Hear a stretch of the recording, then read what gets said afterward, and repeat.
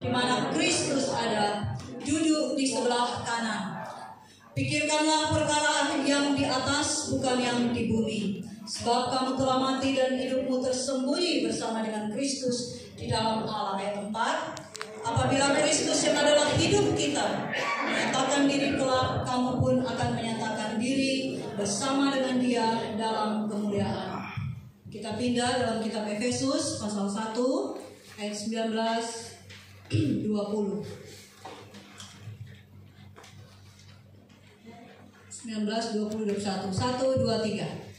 Dan betapa hebat kuasanya bagi kita yang percaya, sesuai dengan kekuatan kuasanya yang dikerjakannya di dalam Kristus, dengan membangkitkan Dia dari antara orang mati dan mendudukkan Dia di sebelah kanannya di sorga, jauh lebih tinggi dari segala pemerintah dan penguasa dan kekuasaan dan kerajaan dan tiap-tiap nama yang dapat disebut, bukan hanya di dunia ini saja, melainkan juga di dunia yang akan datang, dan seterusnya.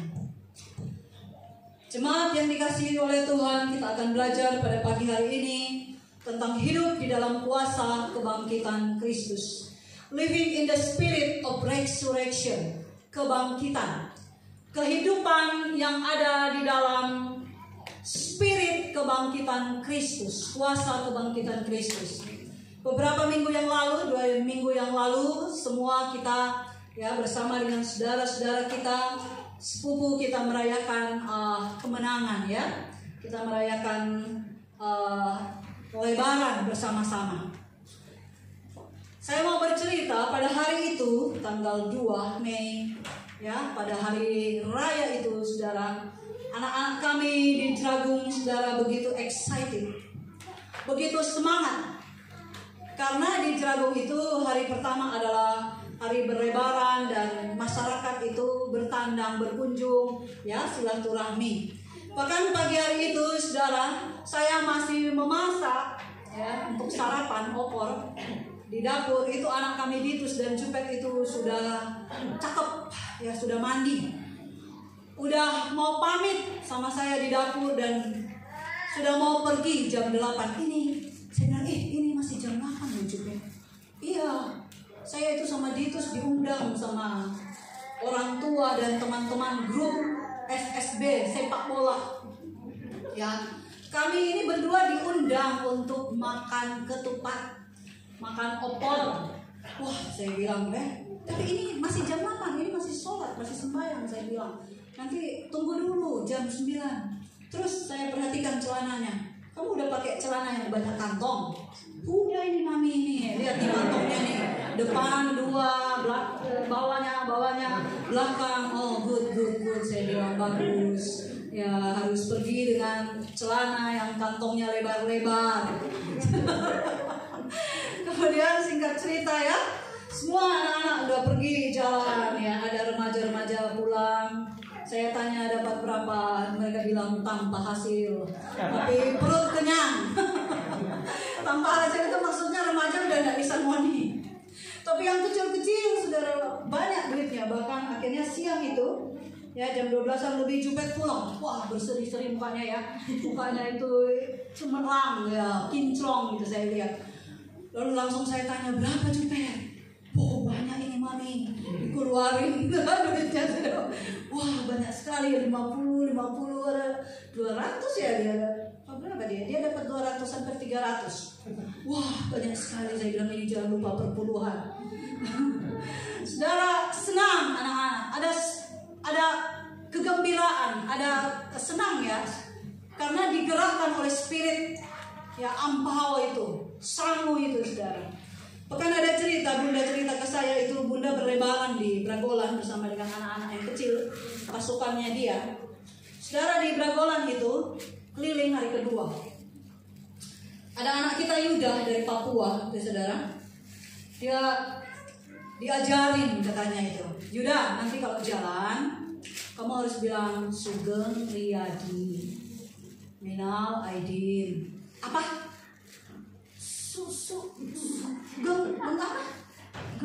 Geng Retno. Dedek ngajarin Sugeng Riyadi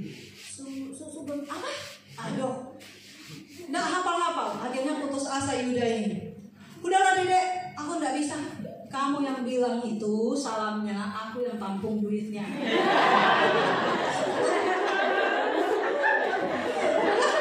Jadi aku nggak bisa hafalin Dedek. Udah kamu yang bilang itu salamnya itu Sugeng Rianto apa Sugeng apa gitu.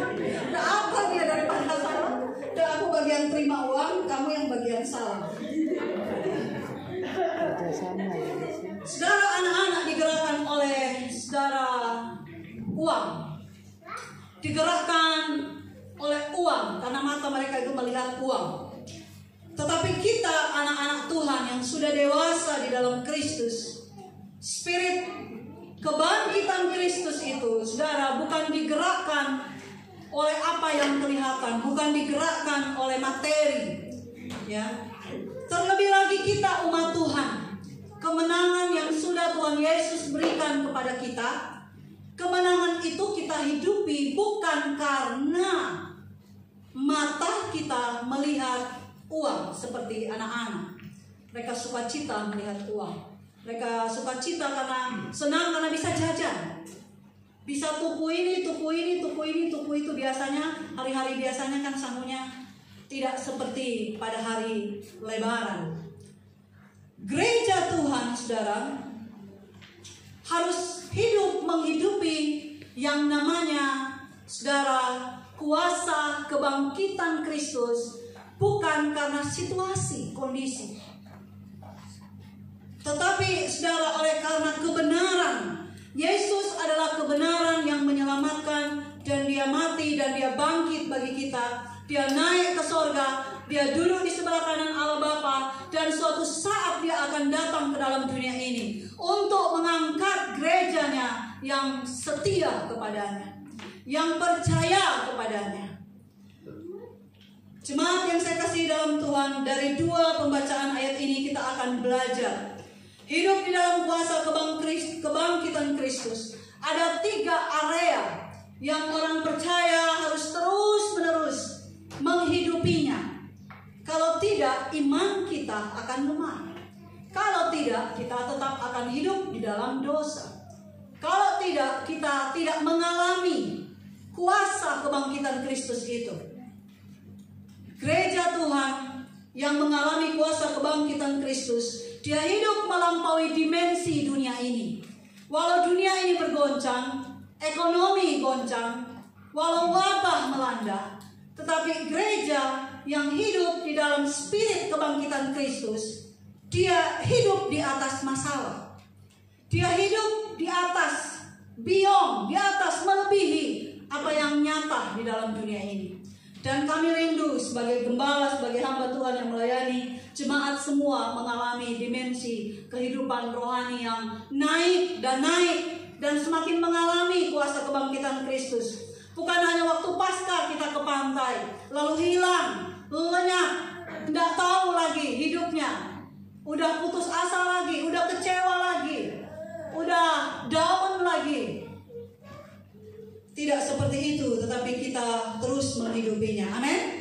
Bapak, Ibu, dan saudara yang saya kasih dalam Tuhan, ada 3 area di mana kita harus hidup dalam kuasa kebangkitan Kristus. Yang pertama kita lihat dalam kitab Kolose yang tadi sudah kita baca. Kita balik lagi ke Kolose. Ayatnya yang pertama dan ayatnya yang kedua, mari kita baca bersama-sama. 1, 2, 3. Karena itu, kalau kamu dibangkitkan bersama dengan Kristus, carilah perkara yang di atas, di mana Kristus ada, duduk di sebelah kanan Allah. Pikirkanlah perkara yang di atas, bukan yang di bumi. Karena itu, ya, ada kata karena itu adalah berbicara dalam konteks ayat sebelumnya. Hal yang pertama yang harus kita hidupi di dalam hidup kita setiap hari, yang pertama adalah, saudara, kita ada perubahan di dalam hati kita dan pikiran kita. Katakan perubahan dalam hati dan pikiran saya. Ya, perubahan dalam hati dan pikiran anak-anak Tuhan. Kalau memang kamu anak Tuhan, kalau memang roh Allah ada di dalam diri kamu, maka ada perubahan di dalam hati dan di dalam pikiran. Carilah perkara yang di atas. Itu berbicara tentang prioritas di dalam kehidupan orang percaya.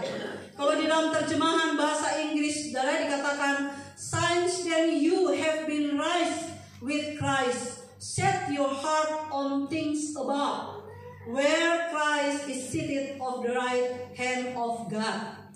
Ya, ada terjemahan yang tidak ada dalam bahasa Indonesia, yaitu set your heart on things above. Set itu mengatur, menata hati kita kepada perkara-perkara yang di atas. Nah, tadi kita kan datang ibadah biasanya jam 9. Tadi kan jam 10.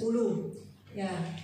Kemudian kita datang, kita melihat ini para tim yang melayani, mereka mengatur, itu namanya di set ini alat-alat musik. Di set supaya ini bunyinya pas, bassnya, gitarnya pas, keyboard pas. Lalu ini dites, mic diatur. Kalau tidak di set, fals nanti. Musik tidak sesuai, bisa kacau. Kedengarannya itu tidak harmoni, tidak manis, tidak indah. Harus dicoba-coba dulu, dan itu butuh waktu hampir setengah jam untuk mengatur seperti itu. Jadi kalau tidak bisa diatur dengan baik akan mengganggu ibadah. Nah, Bapak, Ibu, dan Saudara, jemaat, saya mau mengajarkan set your heart on things above. Kalau kamu sudah mengalami kematian dan kebangkitan Kristus, maka hatimu itu harus diatur. Ya, harus diatur, harus diset, dipolakan supaya hatimu itu selalu berpusat kepada Kristus. Amin. Karena dulu waktu kita belum mengenal Yesus, hati kita berpusat kepada perkara-perkara yang duniawi. Saudara, hati adalah sangat penting. Hati itu di dalam kitab Amsal, dia adalah pusat daripada kehidupan. Saudara yang saya kasih dalam Tuhan, hati kita diperintahkan supaya jangan hanya memikirkan perkara-perkara yang di bumi. Jangan syarat dengan ada yang di bumi. Jadi Alkitab mengajarkan kepada kita di dalam ayat ini, ada perkara bumi, ada perkara surgawi. Ada perkara duniawi, ada perkara ilahi. Umat Tuhan, anak-anak Tuhan harus menyeimbangkan hidup, bahkan lebih banyak mengarahkan pikirannya, hatinya itu kepada perkara yang ilahi, perkara yang kekal, perkara yang kudus, perkara yang mulia, perkara sorga. Banyak orang tidak pernah berpikir sorga, suruh pikir sorga, orang tinggal di bumi kok suruh pikir sorga. Biar aja lah, nanti kalau mati baru pikir sorga. Setelah mati terlambat, saudara. Bapak, Ibu, dan Saudara yang saya kasih dalam Tuhan, umumnya, normalnya manusia itu hanya mencari apa yang dimakan, hanya mencari apa yang diingini, hanya mencari apa yang dibutuhkan. Kerja ya dari bangun tidur 24 jam sampai manusia itu tidak ada waktu untuk ibadah, tidak ada waktu untuk doa. Saya sering bertanya, apakah keluarga-keluarga ada mezbah doa? Jarang ada suami istri yang berdoa. Walaupun kita ya sudah mengajar, mendorong untuk suami istri mezbah keluarga, tapi ada banyak keluarga Kristen tidak ada mezbah keluarga, tidak ada doa bersama. Bahkan suami istri asing berdoa bersama-sama. Aneh juga ya, kalau waktu pacaran lengket. Kalau suami istri kok rasa asing bergandengan tangan. Terbalik ya. Waktu berpacaran suka bergandengan tangan, suka lengket, mau dekat-dekatan. Tapi setelah menikah tidak mau bergandengan tangan untuk berdoa, untuk mencari Tuhan. Itulah sifat normal manusia, dan itu yang harus kita lawan. Itu yang harus kita taklukkan. Sehingga apa? Sehingga gereja Tuhan ya, hatinya bisa terarah kepada perkara-perkara yang di atas. Bapak, Ibu, dan Saudara yang saya kasih dalam Tuhan, Set your heart on things above itu berbicara prioritas. Katakan prioritas. Prioritas hatimu itu di mana? Ya. Prioritas hidupmu itu di mana? Apakah hanya pada perkara-perkara dunia? Saudara, Alkitab mengajarkan kepada kita ada bumi, ada sorga, ada neraka, ada sorga. Ada bumi adalah rumah sementara, harta sementara, gelar sementara, keluarga yang Tuhan berikan, suami sementara, anak sementara, istri sementara, semua sementara. Artinya itu bukan milik kita, itu milik Tuhan. Mazmur 124, semua yang ada di bawah kolong langit ini, semua yang ada di atas bumi ini, semua yang ada, itu bukan punya kita. Bahkan nafas yang kita punya pun bukan punya kita. Semua itu punyanya Tuhan. Saudara yang saya kasih dalam Tuhan, itu sementara semuanya. Itulah sebabnya Tuhan Yesus mengajarkan kepada kita supaya kita memperhatikan perkara-perkara yang surgawi, perkara-perkara yang kekal. Surga adalah tempat yang kekal bagi orang-orang yang percaya, orang yang dibenarkan, orang yang dikuduskan oleh darah Yesus, orang-orang yang hidup kudus, hidup yang baik, yang benar waktu di dunia, yang melakukan perintah-perintahnya. Saudara yang saya kasih, jemaat yang dikasih oleh Tuhan, Alkitab menuliskan surga itu adalah tempat yang sangat indah. Ketika orang percaya memikirkan surga, penderitaan di dalam dunia ini tidak seberapa. Rasul Paulus dalam pelayanan di Korintus, dia sangat menderita. Dia tertindas, dia ditinggalkan sendirian, ya. Dia dicambuk, dia disiksa, dia kelaparan, dia ditinggalkan, dia harus bekerja, dia harus melayani, dia sakit. Tetapi dia menuliskan di dalam 2 Korintus pasal 5 bahwa penderitaan di dalam dunia yang dia alami itu tidak seberapa dibandingkan dengan kemuliaan yang akan dia terima kelak ketika dia meninggalkan kemah sementara di dalam dunia ini. Saya mau mengajarkan kepada jemaat bahwa kalau engkau memusatkan hatimu kepada perkara surgawi, kepada perkara yang kekal, yang ilahi, engkau akan tahan banting dalam dunia ini. Tahan menghadapi ujian, tahan menghadapi tantangan, tahan menghadapi kesukaran hidup yang harus kita lewati sebagai gerejanya. Bahkan kita memasuki masa-masa yang sangat sukar di tahun 2022 ini. Memasuki tahun-tahun yang akan datang itu tidak semakin mudah, akan semakin sukar. Tetapi kalau anak-anak Tuhan, gerejanya menempatkan prioritas hidupnya, hatinya dia arahkan kepada perkara-perkara yang kekal, maka saya percaya jemaat itu kuat, jemaat itu tahan menghadapi tantangan kehidupan. Amin. Bapak, Ibu, dan saudara yang kasih dalam Tuhan, satu paket di bagian yang pertama adalah carilah dan pikirkanlah. Ya, pikirkanlah. Katakan, saya memikirkan perkara-perkara yang di atas. Ya, umumnya pikiran kita sama dengan hati kita, saudara, suka melenceng, banyak memikirkan kepentingan diri kita sendiri. Kita jarang berpikir tentang Tuhan, jarang berbicara tentang hal yang kekal, jarang berbicara tentang hal-hal yang baik, yang benar. Ya, kecenderungan manusia itu, saudara, adalah berbicara hal-hal yang negatif, hal-hal yang, saudara, tidak membangun.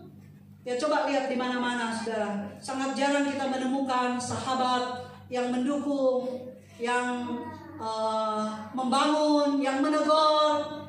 Karena kalau disebut sahabat itu berarti berani menegur. Tapi ada banyak kita berjumpa tidak berani menegur, tidak berani memberitahu, takut, dan lain sebagainya. Bapak, Ibu, dan saudara yang saya kasih dalam Tuhan, pikirkanlah perkara yang di atas. Jadi carilah dan pikirkanlah, berbicara tentang prioritas dan tujuan hidup kita. di dalam dunia ini. Amin. Kita harus senantiasa memikirkan apa yang Tuhan mau. Saya ada kesaksian seorang ibu di Jeragung yang sudah dipanggil oleh Tuhan, namanya almarhum Ibu Ros ya. Ketika pertama kali pindah ke Jeragung, ya, Ibu Ros ini sudah sepuh, sudah 60-an lebih, janda yang bukan janda kembang, tapi janda yang susah, ya, janda yang susah. Rumahnya saja itu ya dari tanah, dindingnya jelek. Kita pernah datang ke rumahnya, dan saya mengajarkan anak-anak untuk selalu memberi makan kepada Mbak Ros ini, mengantarkan makanan matang, mengantarkan makanan mentah, memberikan kepada dia diakonia, uang setiap bulan untuk membantu rutin. Bahkan sepupu saya, saudara sepupu saya di Singapura, dia pernah mengirim uang khusus untuk Mbak Ros ini. Karena Pak Lukas bercerita, dan dia digerakkan oleh Tuhan. Dia Muslim, saudara sepupu saya di Singapura itu, tapi dia Muslim yang saleh. Dia tahu bahwa amal perbuatan baik itu adalah tabungan untuk masuk surga. Dan dia menitipkan uang dolar untuk diberikan kepada almarhum ini. Jemaat yang saya kasih dalam Tuhan, Mbak Ros ini begitu menderita karena tidak ada anak yang memperhatikan, makan juga susah. Sebenarnya di sebelah rumahnya dia ada iparnya, tapi sama ipar tidak cocok. Ya, memang ada cerita yang ipar-ipar tidak cocok, mertua menantu tidak cocok. Nah, ini terjadi kepada Mbak Ros ini. Iparnya ini ya tidak senang, tidak tahu masalah apa gitu, tapi tidak ada hubungan yang baik. Mbak Ros ini sering datang ke rumah kami dan dia tidur di teras. Ya, dia suka tidur, semilir angin membuat dia tidur nyenyak. Kemudian nanti pulang sore, dan dia ketika dia sakit, dia datang, dia minta didoakan. Waktu dia sakit, dia selalu bilang begini, Gusti Yesus pundut mawon kulo. Mengerti ya, jemaat yang kalau orang Jawa ngerti ya, Tuhan Yesus ambil aja nyawaku, Tuhan Yesus ambil aja aku. Dia selalu berdoa begitu. Aku sudah gak tahan dalam dunia ini, aku sudah menderita, Tuhan Yesus. Oh Gusti Yesus, selalu dia begitu kalau berdoa. Dan saya melihat imannya itu kuat banget di Mbak Ros ini, kuat. Saya tidak pernah mendengar dia itu marah-marah karena penderitaan hidupnya. Dia hanya selalu berkata, oh Gusti Yesus, oh Gusti Yesus, tolong saya Gusti Yesus. Sampai dia dipanggil oleh Tuhan. Dan ketika dia dipanggil oleh Tuhan, saya melihat di peti itu ya, mukanya dia itu bercahaya, penuh. Ya, padahal aslinya waktu hidup ini peot, ya, peot karena enggak, ya kurang gizi, kurang perhatian dan lain sebagainya, udah peot. Tapi ketika di peti itu kok penuh pipinya penuh, dan dia tersenyum di peti itu. Saya percaya Mbak Ros ini tempatnya di sorga. Dia disambut oleh malaikat pada hari kematiannya. Walaupun dia menderita di dalam dunia, tetapi dia selalu berpikir tentang sorga. Dia selalu menjaga hidupnya supaya hidupnya itu berkenan kepada Tuhan. Walaupun secara harta dunia dia tidak punya, tetapi dia tetap setia sampai kepada akhirnya. Bapak, Ibu, dan Saudara saya kasih dalam Tuhan, hal yang kedua yang harus kita hidupi di dalam diri kita, ya, adalah mematikan perbuatan-perbuatan daging. Katakan, mematikan perbuatan-perbuatan daging. Mematikan segala sesuatu yang duniawi. Ayat yang kelima, mari kita baca bersama-sama. 1, 2, 3. Karena itu matikanlah dalam dirimu segala sesuatu yang duniawi, yaitu percabulan, kenajisan, hawa nafsu, nafsu jahat, dan juga keserakahan yang sama dengan penyembahan berhala. Semuanya itu mendatangkan murka Allah atas orang-orang durhaka. Kemudian ayat 8, 1, 2, 3.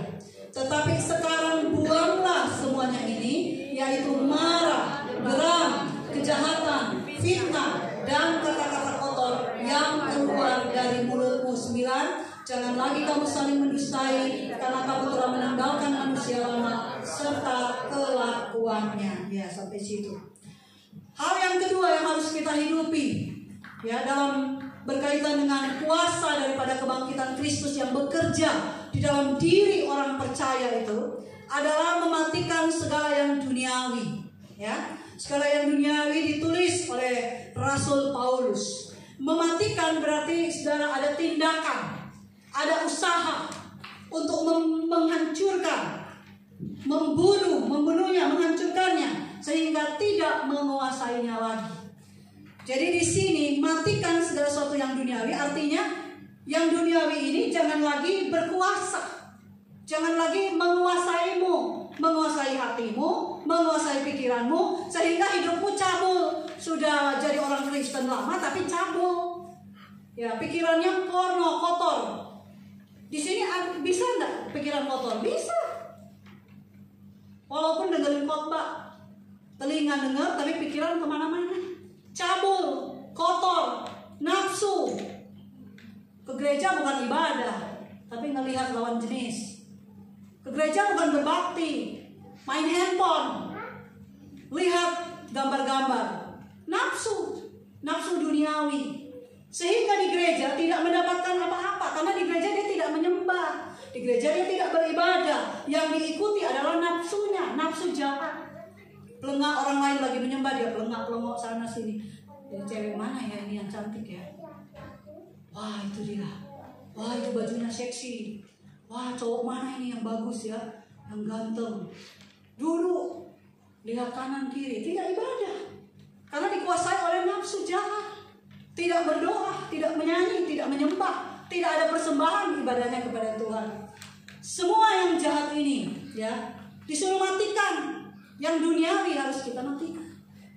Bapak Ibu dan saudara jemaat yang saya kasih dalam Tuhan, ini perkara yang sangat serius. Banyak sekali iman anak-anak Tuhan yang disebut Kristen tidak bertumbuh karena yang duniawi tidak mau dimatikan. Betul? Kita tidak mau mematikan. Kita sayang kok sama diri kita. Pendetanya nggak tahu, saya tahu, istriku nggak tahu, suamiku nggak tahu. Aku punya pacar, mau main di Facebook, mau main di Instagram. Sekarang ibu-ibu rumah tangga juga banyak punya pacar. Bapak-bapak rumah tangga juga banyak punya pacar tanpa sepengetahuan istri. Karena handphone, Facebook, akhirnya rumah tangga ribut. Banyak orang Kristen itu ya imannya itu abu-abu, tidak mau mematikan, tidak mau menghancurkan.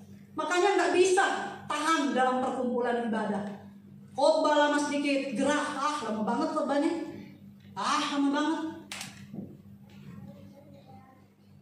Tapi kalau nonton sinetron, kalau main Facebook, kalau main WA, Instagram dan lain sebagainya, TikTok dan lain sebagainya, betah berjam-jam. Hal yang rohani tidak betah. Bapak Ibu dan saudara yang saya kasih dalam tanah tidak mau dibuang. Tindakan orang percaya itu mematikan dan membuang. Kalau yang namanya dimatikan berarti perintah untuk matikan, berarti itu berbahaya. Harus dimatikan. Kemarin saya berkunjung ke teman SMA saya di daerah Kemusu. Ya, rumahnya itu di depannya bambu-bambu. Ketika kami duduk-duduk, tiba-tiba ada ular di teras. Saya langsung spontan naik di atas kursi. Teman saya langsung kakinya diangkat tinggi-tinggi. Saya langsung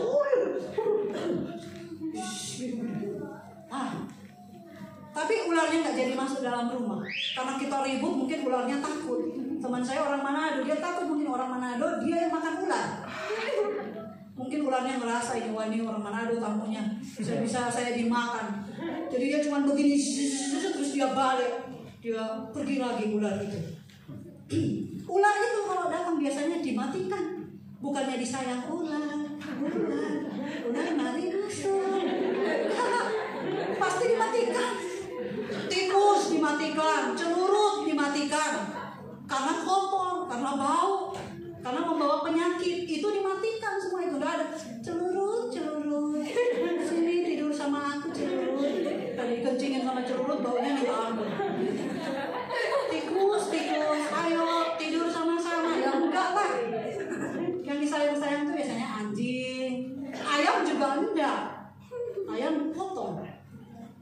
Demikian juga perkara rohani. Di dalam diri kita ini ada yang harus dimatikan dan ada yang harus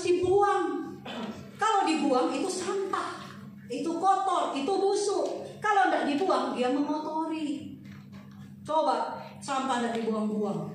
Ya, tiap hari kita membuang sampah, sampah makanan, sampah kertas, segala macam sampah harus dipilah-pilah. Ya, ada yang dibakar, ada yang dijual dan lain sebagainya. Nah, di dalam kehidupan kita sebagai manusia rohani juga ada pembersihan itu. Supaya apa? Supaya kita menghidupi kebangkitan Kristus. Kalau tidak, maka orang Kristen sudah lama ikut Kristus, tidak ada manusia barunya. Manusia barunya tidak keluar-keluar. Yang keluar manusia lama. Geram, tidak sabar, pemarah sekali. Wah, simpan kepahitan dari zaman lahir sampai udah tua. Kepahitan disimpan terus. Ya. Fitnah, kejahatan, jahat, cerdas tapi jahat, merencanakan kejahatan. Kita curi ini yuk, kita ambil punya dia. Ayo, kalau dia lari, kita giniin kakinya biar dia jatuh, mukanya nabrak tembok, kapok. Nah itu anak-anak remaja ya. Ayo kita lakukan ini, biarin dia. Yang direncanakan yang jahat-jahat. Kata-kata kotor, fitnah, kata-kata kotor ngeri banget ya. Segala kebun binatang keluar. Padahal di Hero Generation diajarin hidup kudus adik-adik, amin. Anak-anak paham sebelum dibaptis, lahir baru, amin. Tapi itu kata-kata kotor. Kalau aduh, TikToknya kok kotor, kok saru. Facebooknya kok saru. Pesan-pesannya, status-statusnya kok kotor. Fitnah, ngata-ngatain orang. Kalau tidak tahu orang itu, tidak usah ngomong menambahi, mengurangi dosa. Jangan tambah-tambah, dengerin aja. Kalau udah jangan dengerin, kita kasih tahu, jangan, kita kan tidak tahu apa-apa. Bapak, Ibu, dan saudara saya kasih dalam Tuhan, gereja Tuhan harus menghidupi ini. Matikan, buang. Amin. Jemaat Tuhan, amin. Mau jemaat Tuhan di tempat ini? Amin. Mau diberkati? Amin. Syaratnya harus kudus, harus benar. Uang buat Tuhan tuh gampang, ngasih rezeki Tuhan itu gampang. Tapi masalahnya kita ini benar atau enggak?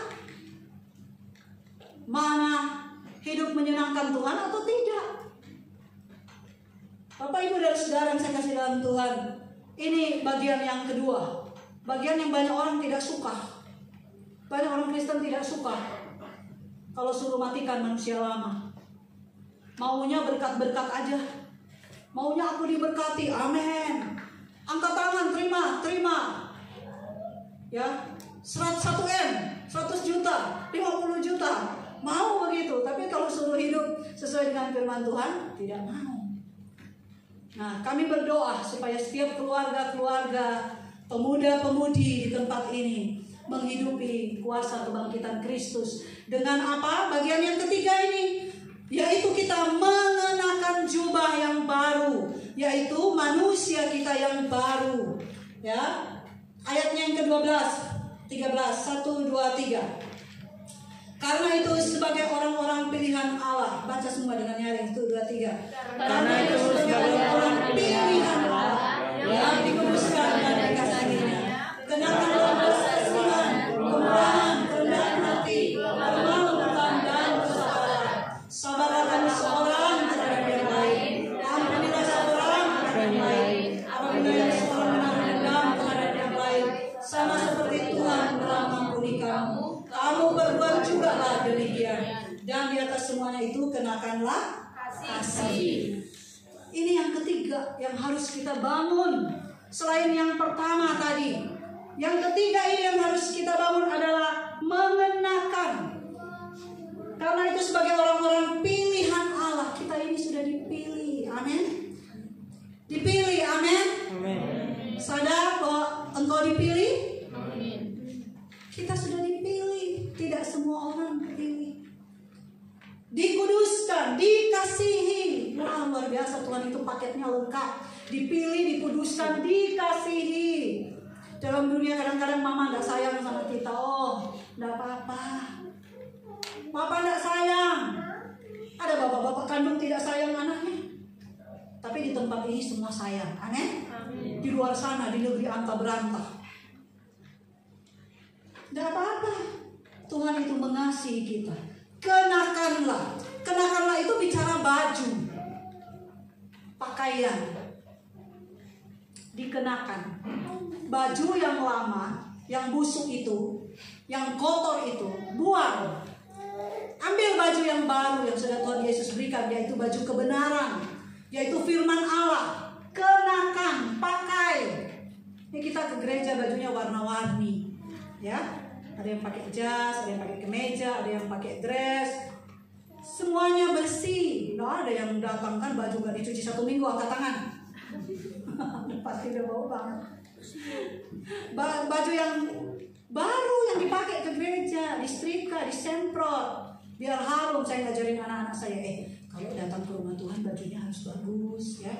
Kalau di rumah daster, kalau ke gereja jangan pakai daster, bau. Baju yang bersih, yang cantik. Nggak usah simpan-simpan baju banyak sekali di dalam lemari, nggak dipakai-pakai. Nanti kalau mati cuma 1 baju yang dibawa. Jadi waktu hidup pakai baju yang bagus ke rumah Tuhan. Kita dandan untuk Tuhan, kita cantik untuk Tuhan, ya. Kenakan. Jadi kalau di dalam kehidupan manusia rohani, bajunya itu adalah karakter Kristus. Katakan karakter Kristus. Karakter Kristus, bukan karakter nenek moyang kita. Amin. Karakter nenek moyang kita itu jahat, iri hati, diturun-temurun. Keluarga A sama keluarga B ribut, nggak pernah akur, sampai mati 7 turunan. Sekarang saya kasih dalam Tuhan, karakter Kristus itu adalah belas kasihan, kemurahan. Dulu egoisnya minta ampun, ego, nggak punya belas kasihan. Sekarang mengikut Yesus ada belas kasihan. Lihat anak-anak yatim piatu itu ada belas kasihannya. Lihat orang menderita itu ada belas kasihannya. Lihat orang nggak makan itu ada belas kasihannya. Sehingga mendorongmu untuk berbagi. Punya beras 1-2 kilo, tetangga sebelah susah, nggak punya yang dimakan. Kebetulan Tuhan mengizinkan kamu melihat. Nggak boleh menutup mata. Datang bawa 1/2 kilo, datang bawa 1 kilo. Belas kasihan. Saudara, Rumah Anak Indonesia didirikan karena belas kasihan, bukan karena saya tidak punya anak. Kalau karena tidak punya anak, mendirikan Rumah Anak Indonesia semangat, saudara, tidak mampu. Tapi karena panggilan, karena belas kasihan dari Tuhan. Kalau tidak ada belas kasihan dan panggilan dari Tuhan, enakan berdua. Enak berdua, bisa keliling, udah capek-capek begini, bisa refreshing, bisa kemana. Tapi harus memikul salib, menyangkal diri, harus mengikuti panggilan Tuhan. Itu belas kasihan. Tuhan Yesus itu penuh dengan belas kasihan. Gereja kita ini pelayanannya adalah pelayanan belas kasihan. Rapi itu adalah pelayanan belas kasihan. Rapi itu mengajar 200 anak lebih tanpa dibayar guru-gurunya. Murid-muridnya tidak membayar. Guru-gurunya berkorban, mengajar, berbagi. Anak-anak Rai SMK yang kuliah, mereka pergi mengajar. Di tengah-tengah kesibukan mereka kuliah, mereka pergi ke Kalicode. Kita juga membuka jemaat-jemaat Tuhan di tempat ini, ya, daripada di rumah melamun, ibu-ibu rumah tangga banyak, ya. Kalau banyak melamun, banyak yang jahat yang muncul. Ayo berpartisipasi. 1 bulan 1 kali itu ada gathering rapi, ngasih makan. Rai ngasih makan bukan karena Rai kelebihan, tetapi karena ingin berbagi. Ketika ingin berbagi, Tuhan membuka pintu langit, dan Tuhan mengirimkan beras, dan Tuhan mengirimkan uang kecukupan. Semakin kita ingin memberi, semakin kita ingin memberi, Tuhan semakin membuka, Tuhan semakin memberkati, Tuhan yang menyediakan. Amin. Jadi mari gereja Tuhan di tempat ini bertumbuh dalam karakter Kristus. Kasih, kemurahan, rendah hati, satu dengan yang lain, ya, sapa. Kalau saya tidak sempat menyapa, jangan saya dicuek di ini. Tapi kan banyak orang, kadang-kadang saya pikirannya itu tidak seperti melihat, tapi mata saya di tempat lain seperti melihat, tetapi tidak. Tapi mari kita dengan rendah hati saling menyapa, masuk, tanya kabar satu dengan yang lain. Kan udah lama tidak ketemu, ibadahnya juga 1 minggu 1 kali, CCS-nya baru 1 bulan 1 kali. Jadi hari Minggu adalah hari kemenangan, amin. Hari sukacita, hari di mana kita saling saling berbagi satu dengan yang lain. Ya, lemah lembut, sabar. Ya, mari kita terapkan semua karakter Kristus pertama-tama dalam rumah tangga. Yang sudah berumah tangga katakan dalam rumah tanggaku. Nah, pulang ini praktekkan ya, suami istri, mbah kepada cucu, ponakan. Ya, kami mempraktekkan kepada anak-anak. Harus sabar pulang. Habis pelayanan kadang-kadang capek sekali, tapi di dalam mobil suara seperti ya pasar tradisional. Mau ya jemaat bayangkan aja telinga kanan telinga kiri dari pagi sampai malam itu seperti pasar tradisional. Belum kalau jam makan, aduh jam makan itu seperti pasar tradisional. Saya suka perhatikan ya. Walaupun sudah dibilangin ayo yang benar, antri, mulutnya yang ngomong satu aja, tapi semua mulut ngomong. Astagfirullah. Harus sabar, panjang khususnya. Demikian juga Bapak Ibu di rumah tangga masing-masing. Amin. Kenakanlah kesabaran. Ampunilah, katakan ampunilah. Ya, tidak ada orang yang sempurna. Suami istri jangan musuhan, tahu-tahu meledak rumah tangganya. Ya, ampunilah. Ya, jangan diungkit-ungkit lagi yang dulu. Kalau yang sudah ya sudah. Karena Kristus sudah mengampuni kita. Amin. Pakai semua ini sebagai dasar dalam kehidupan kita, maka hidup kita akan ada damai sejahtera, ada sukacita, ada kepuasan, ada kesembuhan. Amin. Ini yang bisa kita pelajari. Saya mendorong jemaat Tuhan untuk hidup terus-menerus di dalam kuasa kebangkitan Kristus. Jangan putus asa, jangan lemah, jangan mundur imannya, tetapi harus semakin naik dan semakin menjadi berkat. Salami kanan kiri dengan salam yang kudus, kita harus menjadi berkat. Mari kita akan bangkit berdiri bersama-sama. Kita